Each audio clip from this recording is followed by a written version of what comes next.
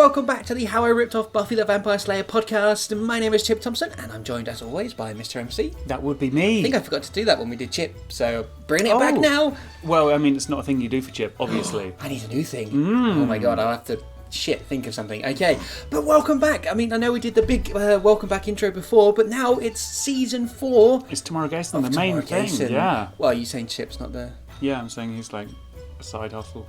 He's second fiddle. He'll get less views, sure, and get cancelled. But here we are. It is season 4 of Tomuarigassen MC. Where did we leave the gang last time? Holy shit. Well, two most important things. God. You know what's coming. The DeSoto was murdered. You need to get a new bit for this season, I'm telling you. And MC became a dad. He did, and Tifa died. She dead. But not in a horrific way. Well, kind of, she got exploded. Stabbed. She did get her pregnant belly stabbed by an evil man. I think the baby protected her before she got stabbed. I think that's what the explosion of light was at the time. Well, you're the author, so I'm not gonna argue with you. You were hoping she got stabbed so you wouldn't have a kid. Yeah, basically. Yeah. But unfortunately, MC has a beautiful baby girl. An angel. Yeah. Yeah. And we don't know where the gang are because they've left Tokyo. Yeah. And Chip has gone off to do his own thing. Chip is no longer around, so it looks like we're going to have MC, Louise and Jay, maybe Gav still around as well. Great, can't wait to do that voice again. But they stopped Mr. Johnson on the White Cliffs of Dover. They saved the world from again something. Yeah. We were never quite clear. Nature and Bill Gates. Oh, I forgot about that. Oh, I really hope there's something as ridiculously dumb as that going into season 4. I have every faith in your shitness as a writer back then. I sound like my mum. So let's get into it, MC. This is episode 1 of season 4 of Tomuarigassen, Bed and Breakfast and Death. That's generally what the episode's called. Amazing. Previously on Tomuarigassen. Tifa checked the pregnancy test again to double check the result. I'm going to leave, Chip said suddenly. After. If we survive, I mean. I'm leaving. Tokyo, Japan. Us. MC added. Chip nodded. MC looked back in horror as Minato held a crying Tifa in his hands, knife close to her belly. Let Chip die, and I won't hurt her, Minato demanded. MC moved quicker than ever before, but to no avail as Minato stabbed his knife into Tifa's gut. Oh no! Her eyes started to glow, and there was a fantastic explosion of light from her entire body. This kid, Minato said, had a big future. What a shame. MC turned his attention to Tifa. Yep, our little girl. She's gonna be someone special, which is why the pregnancy happened so fast. The people who sent her to us needed her to be born quickly, before the end of time took place. She's an angel, MC. Our daughter is an angel. No, you can't be. I can't do this without you. Tears began to form in MC's eyes. Tifa swallowed hard, but kept her tears back. You have to. There's a lot of people who need saving, starting with your friends on that cliff top. MC withdrew his sword before quickly returning it, piercing Minato's heart this time. He fell to his knees. Again, MC pulled his sword out. All your hard work over these past centuries. Sorry, all your hard work over these past centuries. It's all finished. Like you, MC said, raising his sword. MC flashed the sword one more time, and Mr. Johnson's head rolled from his mortal neck. MC looked at his daughter and immediately thought of her dead mother. I think this is yours. Chip handed over the baby to MC. Oh my god, Louise said, rubbing her forehead. Is that my baby? But where's Tifa? MC kept his gaze on the child, feeling instant love. She's at peace, Chip said. But what did Chip mean? And where is he? MC looked back, and indeed Chip was nowhere to be seen. He's gone. The tunnel echoed to the sound as the feet continued to pound the concrete below it. No barley here. It seemed to go on forever, and he wished for the old cliché of light at the end of the tunnel. MC looked back over his shoulder to make sure the people running behind him were still there. Indeed they were, but his ninja speed was bridging the gap between them. Wait, what? He's running away from people. He's running away, but he's... But he's getting away with his ninja speed, but it's bridging the gap. Yes. That's confusing. What? It's his ninja speed is bridging the gap. The gap is getting more and more bridged because of his ninja speed. Do you think Ninja speed plus gap equals bridge. Do you think I thought that bridging meant make longer? Yes. Okay, great. Because you're like, what's long? Bridges. You get really long bridges. It's turning into a suspension bridge. It wouldn't be long before he had put sufficient distance between him and his pursuers. MC spotted a sign. It directed him in the direction he wanted to go. Left! It's just a sign that says left or right. There's no street directions on it or anything. He came to a set of automatic doors and had to pause briefly to avoid crashing into them. Once through the doors, MC lifted his hand to check the time on his watch. There wasn't much time, and he tried to run faster, but the weight in both his hands wasn't helping. He considered dropping one of the cases, despite knowing he needed the contents for the journey. Is he running away from the baby? Is this a dream where he's running away from parental responsibility? Is this a dream you've had many times since you found out MC and Tifa? You know when I wake up in the morning screaming and you're not there? Another quick left and MC could see his destination. Gate 53 at Gatwick Airport. Oh, it was a ruse. Aha. A consumption. It was a joke's opening to the episode, I assume, unless he's running away from monsters at Gatwick Airport. Maybe. He bumped into other people as they tried to make their flights, but MC knew he had a matter of minutes before they closed his. He reached a desk and handed over his ticket to the woman on the other side. Did we miss it? He asked, slightly out of breath. No, you just made it, but you'd better hurry, the woman replied. Jesus! Jay coughed as he reached MC at the desk. Glad you could make it. MC said. Me too! Gav said as he joined them. How did you get so fast? Ninja! Jay looked as if he was about to pass out. Gav's not really aware of the ninja speed that can bridge gaps. It's true. The woman behind the checking desk looked quizzically at MC. Yes, I am a ninja. MC reassured her. I feel like that wouldn't be very reassuring. Yeah. Yeah. Yes, I could murder you with my hands. The woman gave a smile that was both sarcastic and sympathetic. The type you'd give to a disabled child. Just going to leave that one there. Let's just move on, shall we? Yeah. You're always sarcastically smiling at disabled children. You're right, mate. Yeah, how you doing? Yeah. Oh, no. Yeah, nice to see you. Oh, it's so good to be back. Where's Amy? MC demanded, suddenly realising she wasn't with them. Is she dead? Did he lose her? It's fine. Don't worry. We haven't got time. Don't want to miss the flight.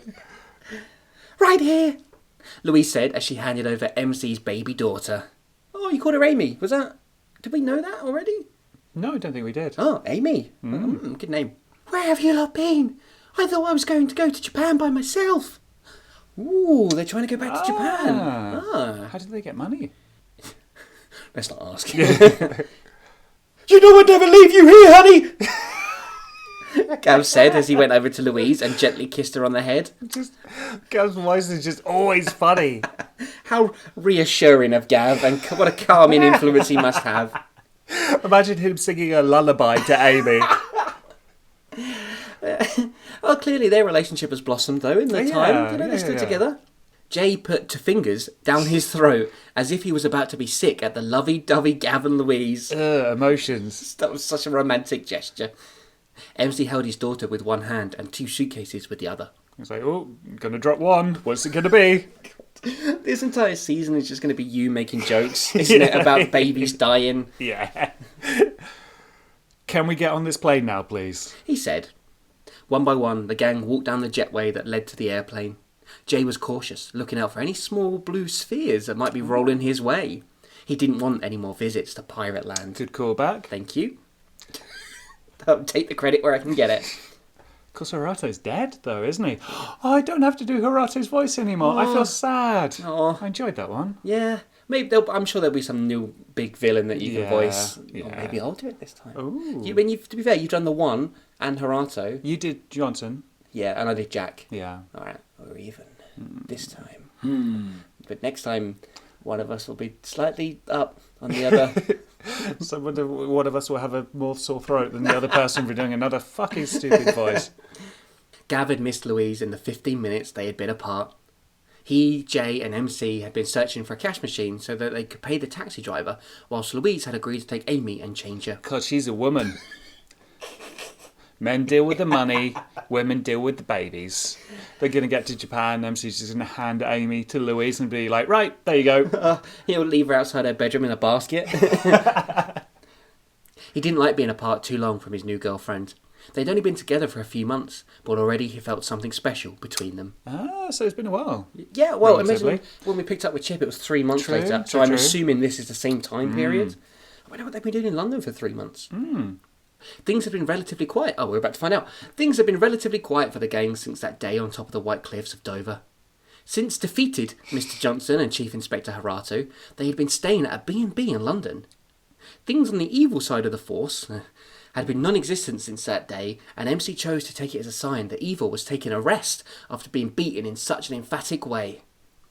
Oh yeah, because Mr. Johnson kind of embodied all of evil. He sort did. of, He wasn't defeated finally, but I think he did I'll be back. Yeah, it was kind a of sort of, thing. he took him Centaurs to, Yeah. create that power, so it was kind of dispersed, I guess, back across the world.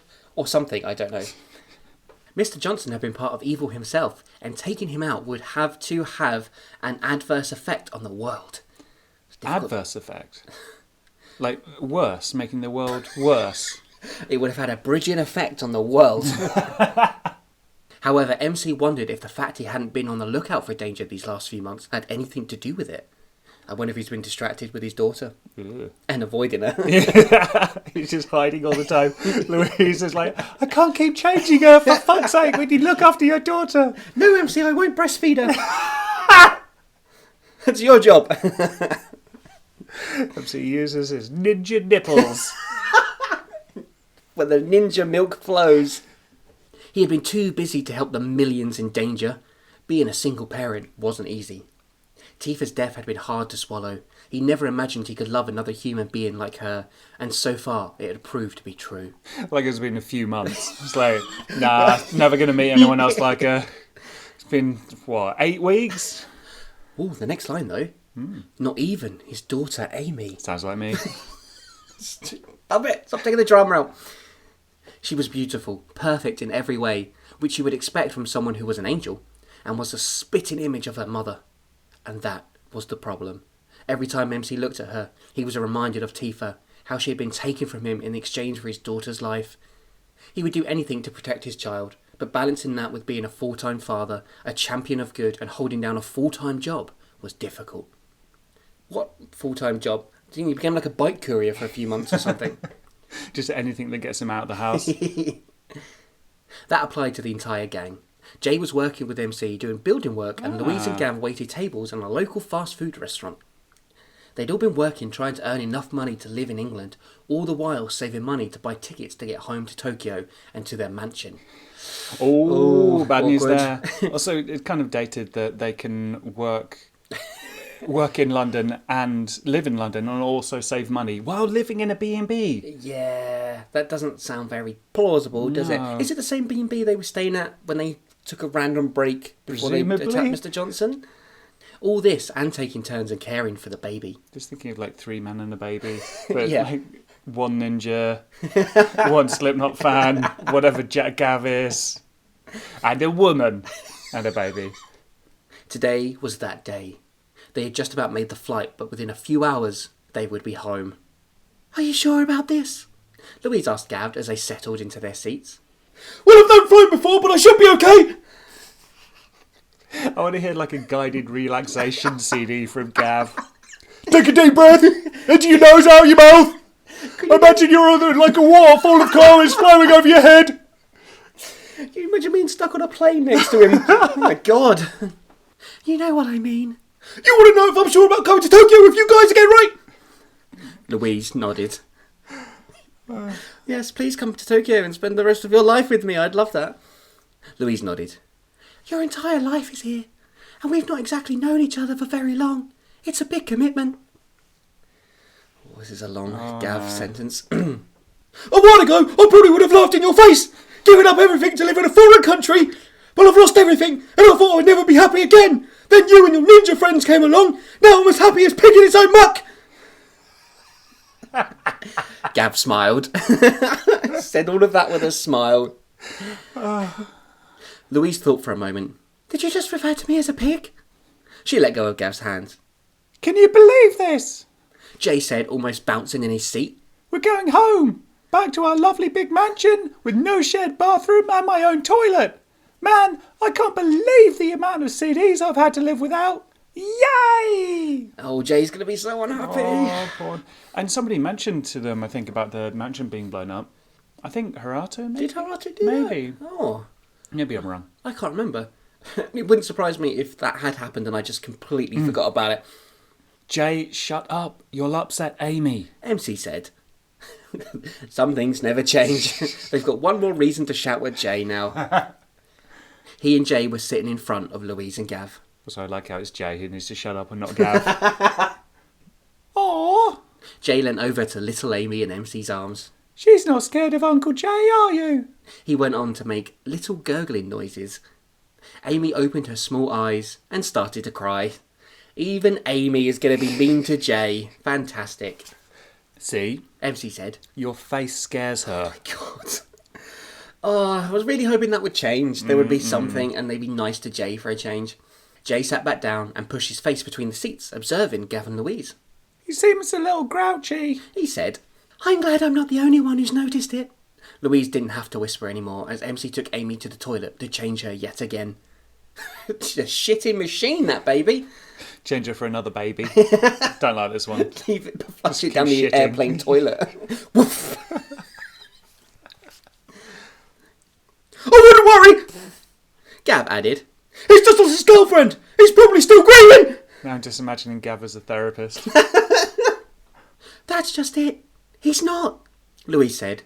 Grieving means talking about it, moving on and restarting your life. Some people throw themselves back into work to ignore the pain. MC hasn't done any of these things. What? MC dealing with her emotions? Yeah.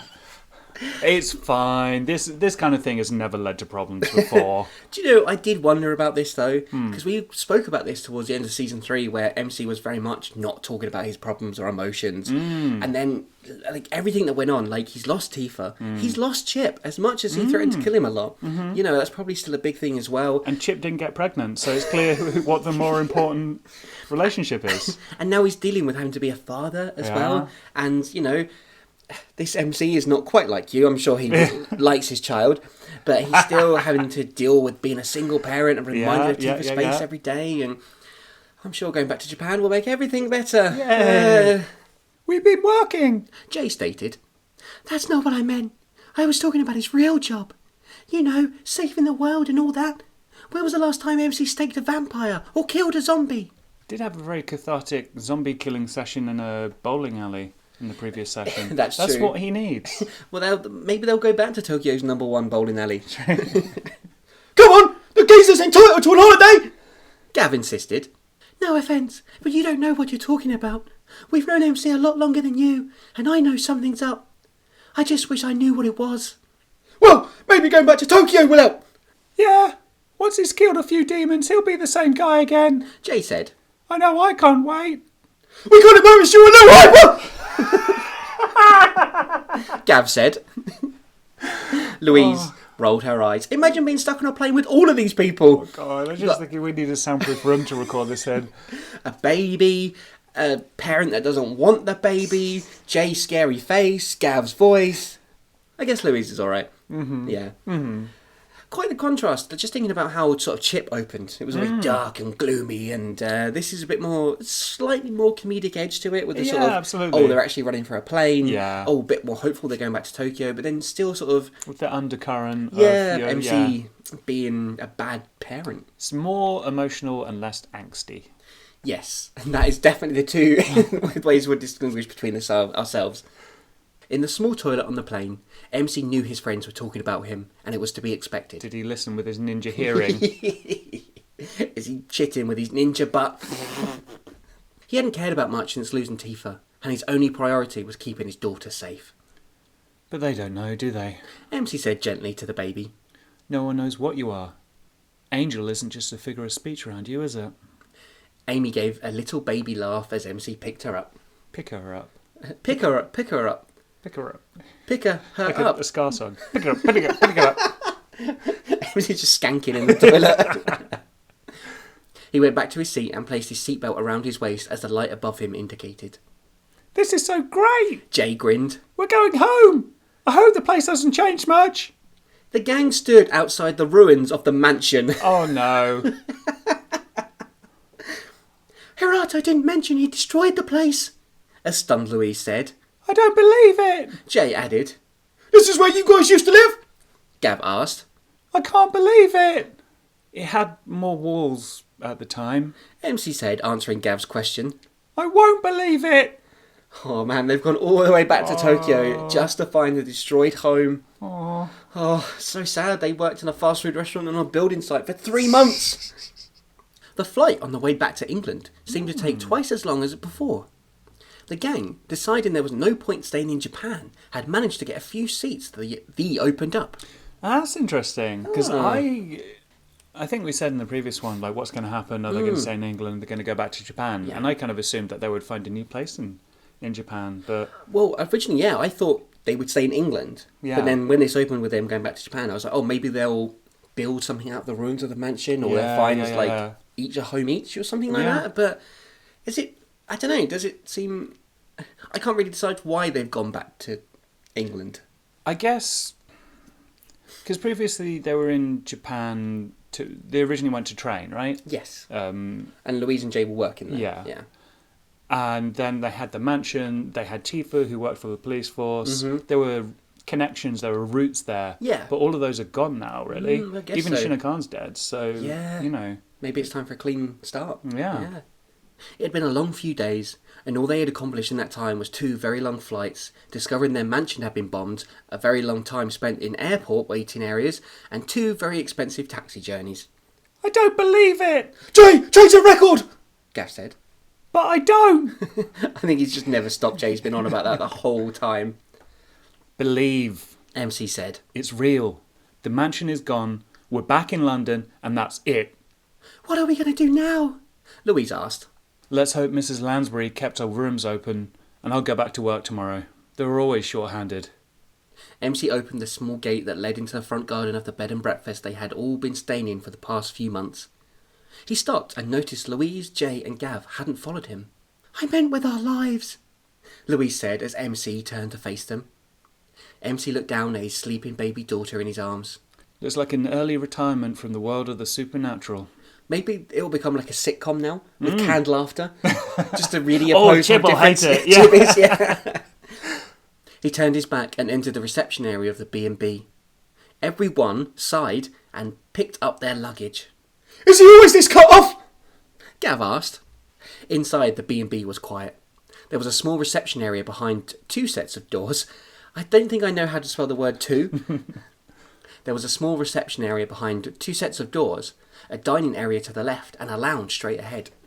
The stairs led up 3 floors, all of which had 6 bedrooms. I've got a bad feeling about this. Quiet B&B.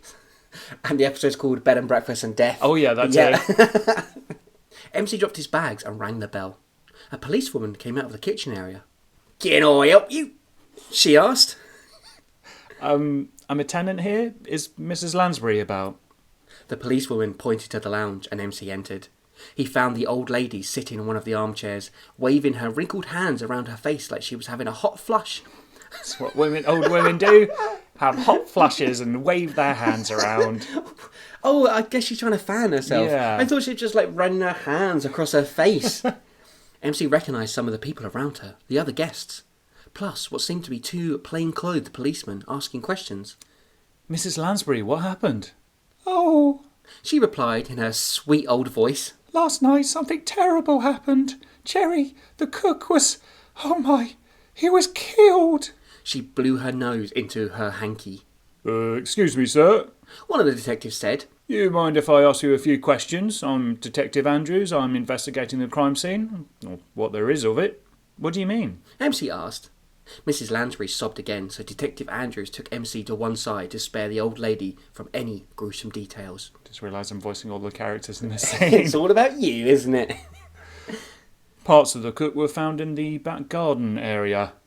Parts? MC had to make sure he heard correct. That's right. Just a couple of limbs and some blood. The rest of his corpse was found stored in the freezer. Now, I understand that you checked out the London Pride bed and breakfast 3 days ago. Is that right? MC nodded as the policeman wrote things on a small notepad. Where were you? Me and my friends, we've been to Tokyo. For 3 days? No, just the one. It is a bit suspicious, isn't it? Yeah. I'm not sure how... But then why would you come back to the scene of the crime? Yeah. Come on, Detective Andrews. You'll understand if I need to see your tickets and passport. Detective Andrews said. MC reached into his jacket pocket and fished out the things he'd been asked for. He reluctantly handed them over. He didn't really trust the law any longer. And I'm not surprised, to be honest, considering the entire Tokyo police force was corrupt and run by some sort of ancient samurai thing. Did you hear? Louise said as she entered the living room. I heard. MC replied. Why would anyone want to kill Jerry? Gav said. It was cool! He always gave me an extra sausage! We're going to regret the choice of Gav. We've got an entire season coming up with him as the central character. There's going to be an episode where it's focused around him. Yeah. And he has to do lots of dramatic scenes or something. And my voice is going to die. Mm-hmm. And possibly the ears of everyone listening. Mm-hmm. I think the question isn't who, but what. MC scanned the room. You're suspicious. It wasn't a question from Jay. I've always had my doubts about this place. It always felt, I don't know, kind of odd. I got a vibe from it. The only vibe I got was that of an old lady. Louise pitched in. I think it had something to do with all those doilies. That's a good joke. That's why MC's suspicious. He's like, only the supernatural would use so many doilies. They must be, I bet they're like pentagram doilies. Thank you, sir. Detective Andrews said as he gave MC back his passport and tickets. We'll be in touch. He, along with the rest of the police, left the B&B. MC went over to where Mrs. Lansbury was sitting and knelt down. Everyone else had either left the place or gone back to the so-called safety of their rooms. It looked like their kind act of compassion for the ageing woman had merely been an act. Bet they got central heating as well. It looked like their kind act of compassion had merely been an act.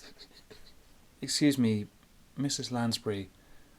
I'm sorry to hear of what happened to Jerry. Oh, yes. It was rather horrible. You'd think I would have gotten used to it by now. I'm sorry, what? Have loads of people murdered and put into freezers here? Is that part of what you pay for? Probably. That's the death. Bed and breakfast and death. She opens just, all three. It just kind of, the last bit is one off the sign, so it just says bed and breakfast. What do you mean? I've seen so much death over the years. Right here in this bed and breakfast. And yet, I can never get used to the sight of blood and body parts. What the fuck? This wasn't on TripAdvisor. It really wasn't. The police just come here like once a week to find a new body. And they're Again? like, yeah, suspicious here. Yeah, we'll be in touch. Mrs. Lansbury, how many murders have there been over the years? Dozens. Oh, and by way, I kept your rooms free. You're very welcome here, Tim. It's MC. Dozens. There's been dozens of murders where she's seen blood and body parts. I think MC... Do you remember when they were on the ship and MC just walked up to the demon and just snapped its neck? Yeah. I reckon he should do that to her right now. It is definitely the old bitch. I reckon she might be haunted. I think she is the monster. I think the old bag did it. Okay, fair. Yeah. I was going to say it seems too obvious, but yeah. Yeah, which is probably why.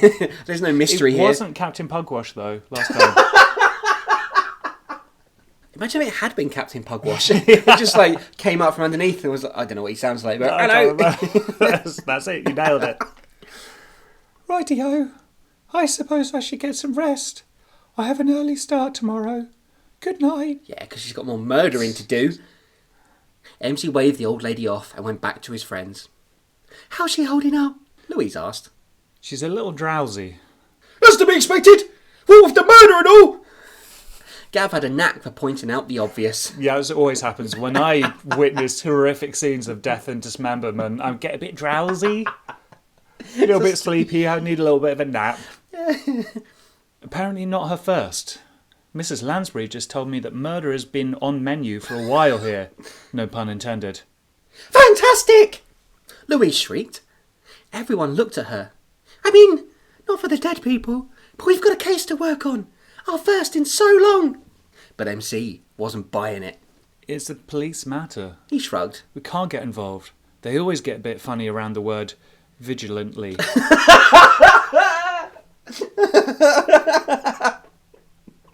The police don't like it when you look at things for too well. You're looking very observant there, sir. Can I ask where you were last night? Oh dear, fantastic. In what world did I look at that and think that's definitely how you spell vigilante?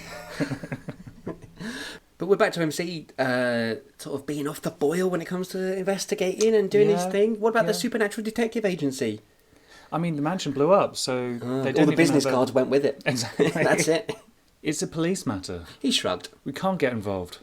They always get a bit funny around the word vigilantly. What's your sexual preference got to do with it? Jay asked. What about your supernatural vibe? Gav said, completely ignoring Jay. Old habit. Besides, I think Mrs. Lansbury killed them all. See, MC agrees with me. The missus wrong. MC went to head upstairs with his daughter when Louise pulled him back. Say that again? She's been here for years, poor old bat. Probably gets a little bored, so she kills someone every now and then to keep her interested in life. And he's just like, well, I'm off to bed. Okay, firstly, Louise began. She might not do it for fun. If the sweet old lady is in fact a cold-blooded murderer, she could also be a demon, or a vampire, or some kind of ancient evil force hell-bent on destroying the earth. Again. First the B&B, then the world. When I've got average of 5 stars on TripAdvisor. That's how she gets her Lovely powers. breakfast. Too many body parts for my taste, but I did feel very drowsy after seeing them, so I slept really well. We need another one of them, Jay said under his breath. He rubbed his right side, where an arrow had pierced his flesh and narrowly avoided his vital organs. The point is, if she is evil, human or otherwise, we need to stop her. Plus, are you willing to let you, your friends and your kids sleep in the same building as her? She's got a point, Gav added, putting his arm around his girlfriend. Okay, fine, we'll look into it. But not till tomorrow. We've been all over the world these last few days, and it's still... MC couldn't quite remember what day it was. Monday. Thursday. Saturday! The gang all said at once. Exactly. Let's get some rest and kill the old woman in the morning. Good night. That's what I always say to you. This is the weirdest form of practicality from MC. Like, he's still very much in that frame of mind. He's like, yeah, I'll just kill her. But now he's like, but I'll do it tomorrow. a bit drowsy right now, just in some body parts. I need a bit of a rest. MC headed upstairs with Amy, anxious to get some much-needed sleep. He's right. I think I might go to bed and cry all over my lost Slipknot memorabilia. It was just a few posters, Jay, Louise said. Which was signed by Corey. Jay followed MC up the stairs. We go to bed as well? Gav asked Louise. Yeah, but not to sleep, she winked. Oh yeah, they're going to murder some old ladies. Gav's going to put the murder inside her. Just like Tails. And we did say Tails and Gav were kind of similar. It's true. Just on the opposite ends of the spectrum. Yeah. In many ways. But why is the gang so casual about this? MC's like, I'm tired, Jay wants to go and have a cry, MC and Louise are going to bone. I guess in comparison to some of the shit they've seen, it's just like, just a fucking few dead bodies, whatever. But what if she They've dealt kills... with so many apocalypses. And I guess they trust in their own ability to fuck shit up. But what if she murders someone else in the night? What if she murders one of them in the night? Well, I don't think they're worried about their own self because they're very capable. What if she murders someone else in the night? Well, seems to be the reaction. Yeah, it really does. Yeah. Yeah. I think they're just jaded. They're just thoroughly burnt out. And although it's been a few months, they haven't healed. They haven't dealt with it. They're just... They have been through a lot of shit the last few years, you know. They're like grizzled Vietnam veterans. Especially Jay. War is hell! But he's lost the most, hasn't he? Yeah, So. yeah. No matter how tightly Jay pulled the bed covers, he still couldn't get settled. He'd been so excited about going back to Tokyo that coming back to this crappy B&B was just a kick in the teeth. He sighed and rolled over onto his side, hoping to get some much-needed rest. Jay shut his eyes. He opened them again suddenly, feeling a little suspicious about the way his bed had just jolted. Uh-oh. A little suspicious. What could that be? He strained his neck to look underneath his bed, but there was nothing. He scanned the dark room, and all was quiet. Jay was so sure the bed had moved. It might have been a matter of inches, but he was certain. Deciding to ignore what he'd put down to a lack of sleep, he closed his eyes again. This time, he was sure the bed moved. Probably because it started to rise. It stopped when it was 6 foot or so above the floor. Jay sat up and again searched the room. No one. This is going to work, you know. I don't think that's what I meant to say. No. He called out to whoever or whatever was lifting his bed.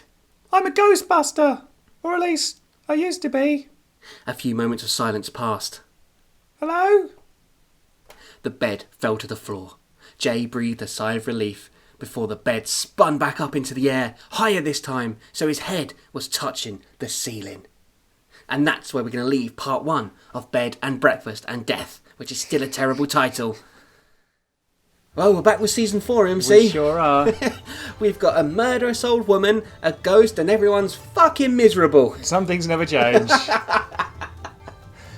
I did wonder if we were going to be a bit more light-hearted, considering I wondered if I might split the themes a bit and have Chip as the dark series and Tomuarigassen be a bit lighter. But it's all just a bit like, everyone's a bit... This is depressing, this one, Yeah, rather than angsty. Yeah, I'm really worried about MC. Yeah. Yeah, he seems to be...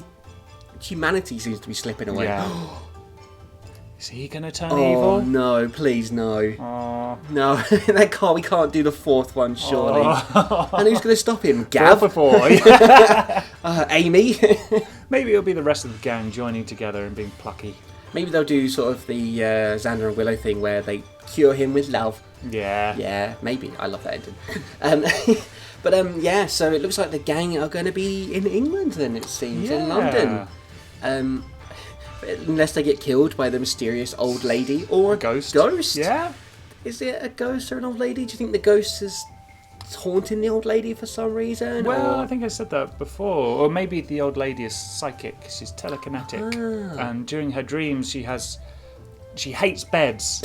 That's why she took a bed and breakfast. So she could keep an eye on them. What? Where are you Don't going know. with this? Don't know. Or maybe Yeah. someone came to stay there once and she cooked a really bad black pudding and this person died and now is coming back to haunt her. All good possibilities. Yeah, they can't leave the bed and breakfast. Until they have a really good breakfast. They must feed it a really well-cooked black pudding and everything will be fine. Right, yeah, anyway. So, this episode carried on with the theme of the first bit being boring and the second one presumably being interesting. Yes, that is the way we do things with Tomuarigassen, Yes. isn't it? Part 1 is always boring. Oh, the chip was a bit more interesting, but then maybe that was kind of grass was is always the greener sort of thing, Exciting intro as well. Yes. You had to make it more action-packed. I did, because Chip was all like, yeah, the thing in your nightmares, Chip. Central heating. Oh yeah, there was sex. Oh yeah! Yeah, there was sex and a fight. Oh my god. And in this we've had a hint of sex Yeah. and a baby shitting. Yeah. And some murder, but it was all off-screen. Oh, and it was an old lady. Yeah. Oh, God, Tomuarigassen sucks. I'm going to go and watch Chip. It's way better. It's way more grown up, though. You're probably too immature to get it. It's not for babies. Well, after part 1 of both episodes, if you want to come and let us know which is your favourite show at the moment, whether it's Tomuarigassen or Chip, there's numerous ways in which you can get in touch. You can find us at Facebook. We're at facebook.com/HowIRippedOffPodcast. And we are, of course, on Twitter at HowIRippedOff. And you can find our entire back catalogue on SoundCloud, iTunes, YouTube, and maybe Stitcher Radio if I ever fix that. And please leave us a rating and review. We would appreciate it very much. Helps us a lot. In this world, reviews aren't just for bed and breakfast and death. Yeah, They're also for podcasts. Make sure you don't confuse your review for our podcast with one for the black pudding you had where you died at or B&B. Or the body parts that made you drowsy. And I can't wait to see what's going to happen in part 2 of Bed and Breakfast and Death.